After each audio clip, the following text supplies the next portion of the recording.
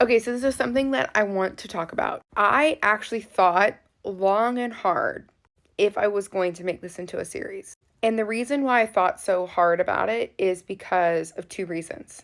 Number one, my debt is a privilege. I have said this multiple times. We didn't go into debt because we had a sick family member. So many Americans are going to massive amounts of debt because of medical expenses.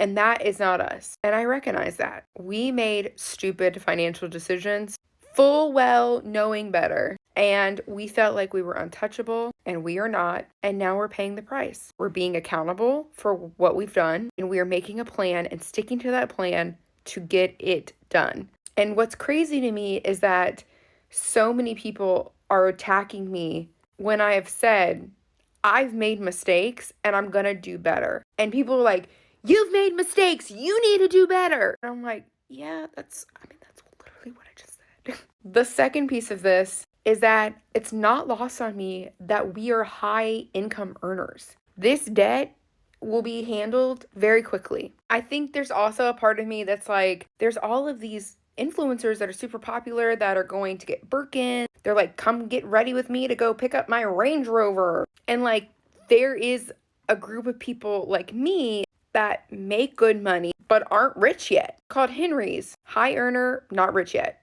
And so I guess I was trying to fill in kind of this empty space of people like me. I mean, don't get me wrong, like my husband was working at Hertz making $9.50 an hour, and I used to make like $10 an hour. When we first got started, we were making $30,000 a year, barely making it by. We didn't just start making this much money out of college. Like, we've worked our butts off. And I thought that maybe me being able to talk about my career, how we've built to this level, also being from a place of like, I understand finances really well. I've made some financial mistakes, and I'm going to show all of you guys how to do debt consolidation, how to negotiate your bills through me. I've also lost 125 pounds, and the way that I compare this to is like, I used to have nutritionists and trainers be like, and I'm like, you were born thin. Like, I don't need to hear your tips.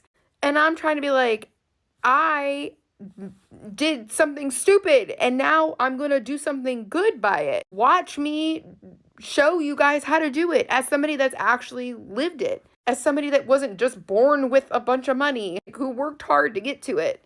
But I also am such a people pleaser. And I'm not going to lie to you, the amount of people that are just like ripping me to shreds is not good for my mental health. I have been learning to like let it go a little bit. I also upped my Zoloft, so there's that. But all of that said, if this is not helpful, then I will stop doing it. I will delete this series and I will go about my normal TikTok life where I get 500 views for a video that I spent an hour making, because the last thing I want to do is make people feel bad about their own situations. I have too much empathy. I would feel too bad about that. But if people are enjoying this, then I want to continue to talk about it. So you tell me in the comments, should we burn this thing down or should I keep going?